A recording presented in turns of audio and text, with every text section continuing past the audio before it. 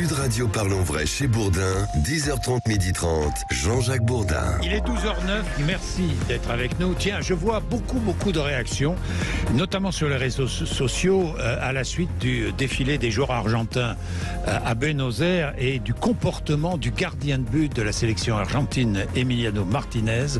Le gardien argentin qui défile avec une poupée à l'effigie de Kylian Mbappé. Je dirais, il y a des mauvais perdants, mais aussi des mauvais gagnants. Et le silence de Lionel Messi est complice. Il est 12h09, vous nous direz ce que vous en pensez dans tous les cas, mais si ça vous fait réagir, eh bien nous vous mettrons à l'antenne, évidemment. Les épidémiologistes s'inquiètent vraiment de ce qui se passe en Chine. Et je vois plusieurs réactions. Par exemple, l'épidémiologiste François Balloux, qui est à Londres, directeur de l'Institut de génétique de Londres, qui dit « On va vers un désastre humanitaire sans précédent en Chine ». Alors nous allons revenir sur ce qui se passe en Chine avec Antoine Flao, qui est épidémiologiste que nous avions hier, directeur de l'Institut de santé globale à Genève, et Marie Holzmann, qui est sinologue et présidente de l'association Solidarité Chine. Dans 2 minutes, 12h10. Sud Radio Parlons Vrai chez Bourdin, 10h30, 12h30, Jean-Jacques Bourdin. Bien, il est 12h13, savoir et comprendre le matin, évidemment entre 10h30 et midi et demi. Et je voudrais retrouver, ça me fait plaisir, Antoine Flao. Je le remercie d'ailleurs, épidémiologiste, directeur de l'Institut de santé globale en direct de Suisse. Antoine Flao, bonjour, rebonjour. Bonjour. Vous étiez avec nous hier. Hier, vous avez évoqué rapidement, parce qu'on parlait de la France, de la situation en France, mais vous avez rapidement évoqué ce qui se passe en Chine. Et je regarde depuis hier toutes les publications, toutes les interventions des épidémiologistes du monde entier qui tous s'inquiètent de la situation en Chine. Je vois même l'épidémiologiste François Balloux qui, dans La Dépêche, le journal La Dépêche, dit « On va vers un désastre humanitaire sans précédent ». On va vers un désastre humanitaire sans précédent en Chine ?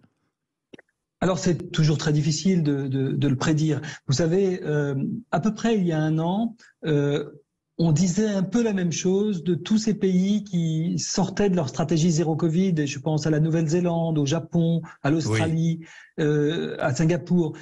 Tout s'est très bien passé pour eux. On avait peur que le fait qu'il n'y ait pas eu des vagues successives pour les immuniser naturellement ne permette pas de passer ce cap de la sortie du zéro Covid. Ils l'ont bien passé. Ce qui s'est passé à Hong Kong a été différent. Hong Kong a eu un vrai désastre humanitaire, une vraie tragédie.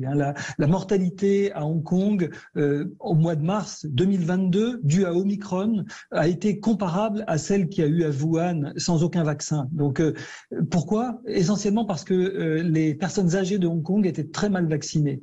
Et comme les Chinois, en fait, il semble-t-il dans la culture chinoise qu'on est mal vacciné quand on est une personne âgée. On pourra revenir là-dessus peut-être.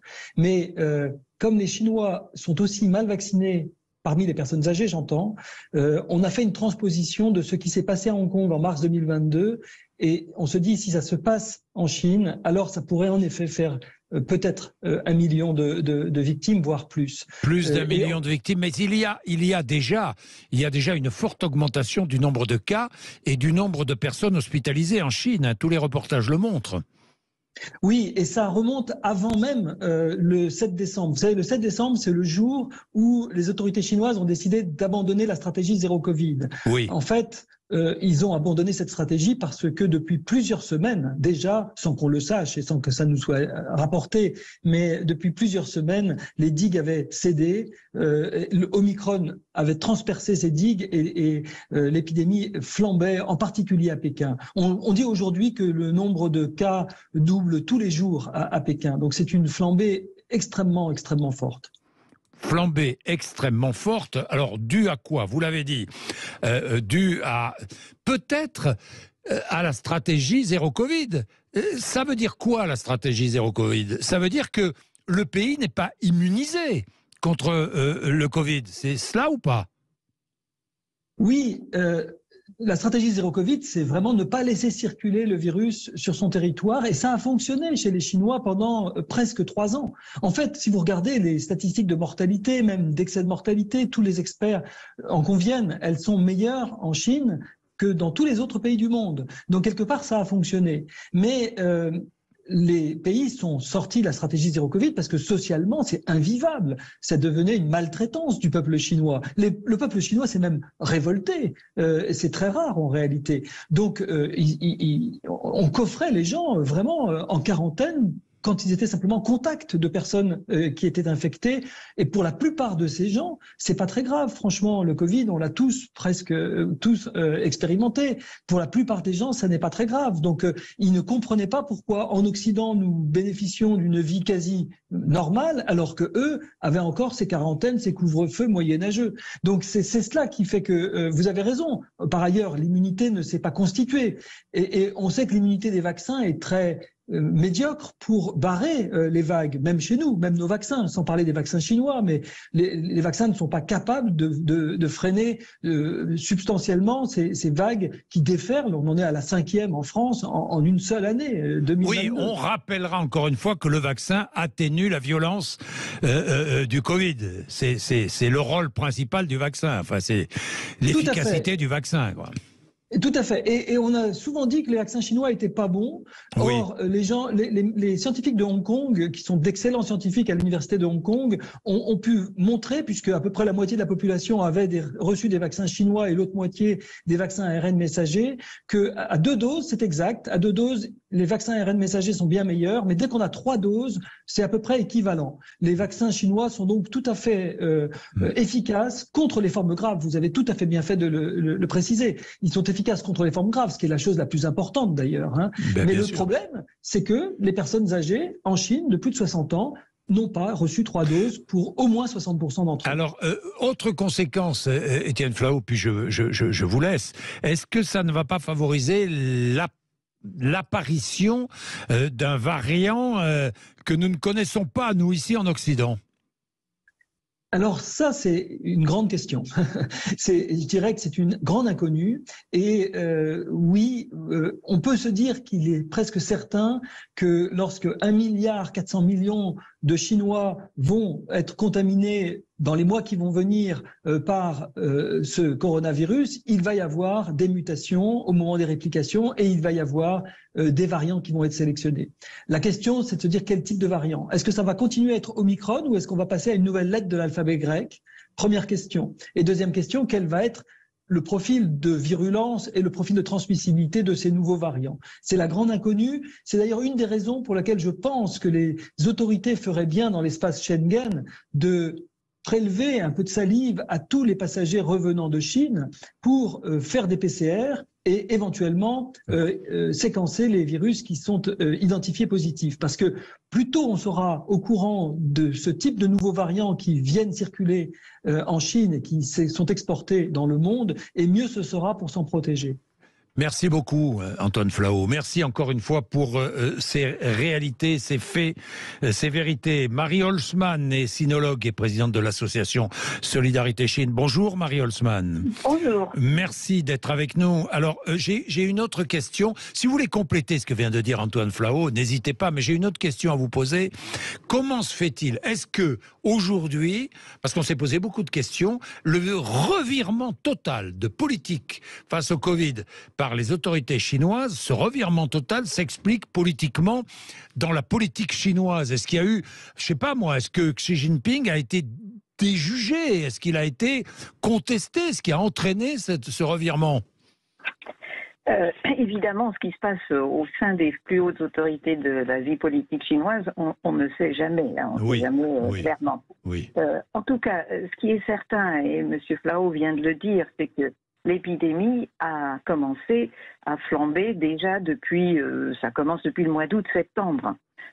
Donc, progressivement, mais quand on est arrivé au mois de novembre, les autorités chinoises commençaient à perdre pied.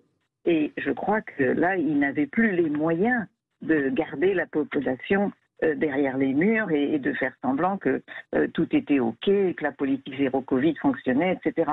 Donc, est venu par là-dessus le 20e congrès qui, évidemment, a nommé pour la 3e fois Xi Jinping à la tête du parti. Et ça a été une grande déception pour les Chinois d'entendre Xi Jinping dire « on va continuer la politique zéro Covid sans flancher, etc. etc. » et donc plus l'incident à Urumqi qui était dû au confinement et l'impossibilité pour les pompiers d'arriver, et puis les portes qui étaient complètement fermées, etc. Donc on a vu le désastre de la politique du zéro Covid sur plusieurs niveaux, et la population a paniqué en disant on ne peut pas continuer comme ça. Donc c'est un mélange complexe. Oui, je comprends, Marie. Mais la population a paniqué, ça veut dire que le pouvoir politique a réagi et a paniqué d'une certaine manière aussi. Xi Jinping a fait le mort. Il a fait plusieurs voyages. Il était en Arabie Saoudite, il était en Indonésie. Et en quelque sorte, il a dit à ses subalternes, bon, vous allez me gérer ça, ciao les gars, quoi. Oui, c'est un peu comme ça qu'il s'est comporté. Mais une chose qu'il faut absolument bien comprendre, c'est que tous les chiffres qui viennent de Chine, excusez-moi, sont faux. J'ai encore lu là tout à l'heure le rapport de la Chine qui dit qu'il y a quelque chose comme, je sais pas, je dis n'importe quoi, mais 540 cas à Pékin, 45 à Shanghai et 2 à Guangzhou. Alors que tous les témoignages de nos amis concordent. J'ai des amis qui sont dans la province du Hubei à Suzhou, donc une ville tout à fait moyenne, et dans les hôpitaux, toutes les infirmières, tous les médecins sont malades. Je ne parle pas des patients. Les crématoriums sont complets. On ne sait plus où mettre les cercueils. Donc la flambée est réellement terrible. Et donc il ne faut pas faire attention aux chiffres que donnent les Chinois. Et on ne saura jamais combien ils ont eu de morts. Donc 1 million, à mon avis, c'est encore très largement sous-estimé. Les Américains ont eu 1 million et la population chinoise est au moins 5 fois plus importante que l'Amérique. Donc 1 million, c'est pas pensable. Ce sera alors plus. Marie, cela pourra avoir des conséquences économiques évidemment sérieuses pour la Chine et pour le monde. Absolument, mais les conséquences économiques, elles sont déjà là. Elles sont là suite à 3 ans de confinement, de ralentissement de la production, ralentissement des transports, mise à pied de toutes sortes de professions. Donc là, ça aura un impact supérieur. Mais à la différence de la période précédente, maintenant on dit aux gens, c'est tout le contraire en l'espace de 15 jours. Même si vous êtes malade, même si vous avez de la fièvre, vous pouvez aller travailler. Donc on voit que le pouvoir chinois là a été complètement mené en bateau par Xi Jinping et réagit d'une façon assez panicarde. Oui. Merci beaucoup, Marie Holzmann. Merci, sinologue, présidente de l'association Solidarité Chine. Et il est évident que nous allons suivre de très près ce qui se passe en Chine. Vous savez combien aujourd'hui les pays du monde entier sont imbriqués les uns aux autres et les conséquences sur notre quotidien même sont très présentes. Il est 12h25. Nous avons un gagnant, mon cher Joseph Ruiz. Un gagnant. Et oui, on a un gagnant, le grand sapin de Noël Sud Radio. On va écouter tout de suite si Cyril est avec nous. Cyril est avec nous. Bonjour Cyril. Bonjour à tous. Bonjour Cyril. Bonjour, bravo, vous avez gagné. Alors d'où est-ce que vous nous appelez ? Alors de Montélimar dans la Drôme. Ah, de Montélimar. C'est noté. On va tout de suite lancer le jeu pour savoir ce que vous avez gagné, Cyril. Eh bien Cyril, vous avez gagné une enceinte Bluetooth JBL d'une valeur de 100 €. Ah, super, merci beaucoup. Ah, c'est pas mal ça. Une enceinte que l'on peut transporter partout pour écouter sa musique, bien sûr. Et c'est sympa, ça fait de la bonne musique, ça en tout cas. Ça envoie fort. Top. C'est avec grand plaisir en tout cas. Bravo Cyril. On rappelle, vous pouvez jouer jusqu'au 25 décembre au jeu de Sud Radio et c'est cette enceinte JBL. Elle est offerte par la Confédération des buralistes. Donc merci beaucoup à la Confédération des buralistes. Merci à tous d'avoir participé à ce jeu. Vous pouvez jouer, vous restez connectés sur Sud Radio toute la journée avec nous en direct. Vous ouvrez vos cadeaux. Bien, merci beaucoup Joseph. Nous serons là demain. Demain c'est jeudi, donc jeudi politique. Il y aura un jeudi politique en direct. Évidemment, les élus seront là avec nous. Merci de nous avoir accompagnés. Philippe David, qui est là pour nous et pour vous.